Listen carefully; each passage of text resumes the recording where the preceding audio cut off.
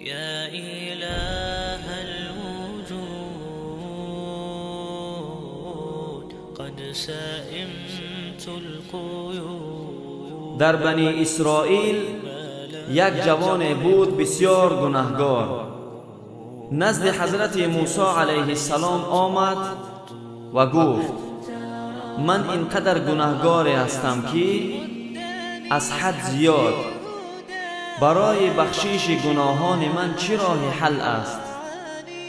حضرت موسی علیه السلام فرمودند به این جوان توبه کن، الله گناهانت را می بخشد.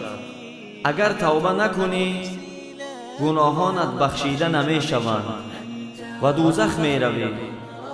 این جوان بعد از نقل کردن گناهانش دید که حضرت موسی خشمگین شدند، ترسید و به یک صحرای رفت.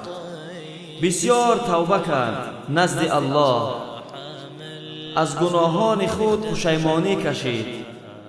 خلاص خیلی زاره و ناله کرد نزد الله جل جلاله و در همین بین دعاهایش یک سخن زیبای گفت که به الله بسیار پسند آمد و سبب آمرزش گناهانش شد. گفت یا الله، اگر گناهان من اینقدر زیاد شده اند که رحمتی تو نمی خواهد بخشد مرا و تو مرا می خواهی داخل دوزخ کنی، یا الله گناهان دیگران را هم بالای سری من گذار تا اینکه من تنها دوزخ روم و دیگران داخل جنت شوند. این سخن بسیار الله را پسند آمد و الله جل جلاله حضرت موسی را گفت جوانی که نزدت آمد سوال کرد همان را دریافت کن و بگو که الله همه گناهانت را بخشید.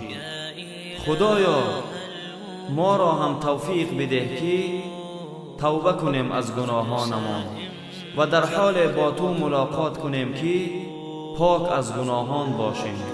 آمین. دوستان عزیز، این نوار را نشر کنید، زیرا اینکه سخنان خوب را برای دیگران رسانیدن صدقه جاریه است. والسلام علیکم و رحمت الله و برکاته. قد أتيت تائبا ومضيت